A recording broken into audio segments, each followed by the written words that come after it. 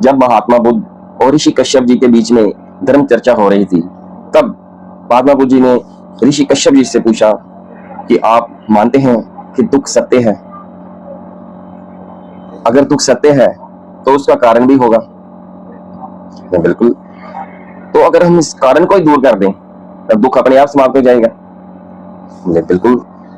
जैसे सूर्य निकलते ही अंधकार दूर हो जाता है ना? तो इसी तरह से कारण को समाप्त कर दें तो दुख अपने आप समाप्त हो सकता है। तो ऋषि कश्यप ने कहा कि आप तो सुनी सुनाई बातों पर यकीन नहीं करते, आप धर्म और सिद्धांत की जो भी सुनी सुनाई बातें हैं उस पर तो बिल्कुल यकीन नहीं करते। आप जो भी बात कहते हैं ना वो अपने अनुभव के आधार पर ही बात करते हैं। तो मुझे ये बताओ कि ये जो पूजा पाठ है, ये जो अनुष्ठान है, यज्ञ है, जो विधियां हैं, ये सब क्या व्यर्थ है? तो महात्मा बुद्ध जी ने कहा कि जैसे नदी के दूसरे किनारे पे जाना हो किसी को भी, वो कैसे जाएगा? तो ऋषि कश्यप जी ने कहा कि अगर जल गहरा नहीं है तो आदमी चलकर जा सकता है, अगर जल गहरा है तो वो नाव के सहारे जा सकता है या फिर स्वयं तैर के जा सकता है। तो बुद्ध जी ने कहा कि अगर वो शख्स कहे कि मैं चलने के लिए तैयार नहीं हूं और ना ही मैं नाव के सहारे जाना चाहता हूं और ना ही मैं तैर कर जाना चाहता हूं और मैं प्रार्थना करता हूं कि इस नदी का दूसरा किनारा स्वयं चलकर मेरे पास आ जाए, तो क्या ऐसा हो सकता है? तो कश्यप जी ने कहा कि ऐसे इंसान को तो मूर्ख ही नहीं महामूर्ख कहेंगे।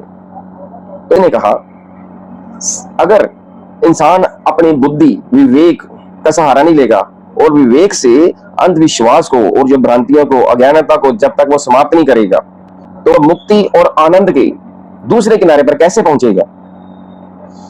चाहे वो धार्मिक अनुष्ठान करे, जब तक करे, चाहे किसी भी विधि पर चले धर्म की, वो तो इस किनारे पर ही रहेगा ना। तो ऋषि कश्यप जी ने कहा कि जीवन की इतनी गूढ़ रहस्य वाली बात को आपने इतनी सरलता से बता दिया। आप भटकते हुए मानवता के मार्गदर्शक हो, आप सबको आत्मज्ञान देने वाले हो।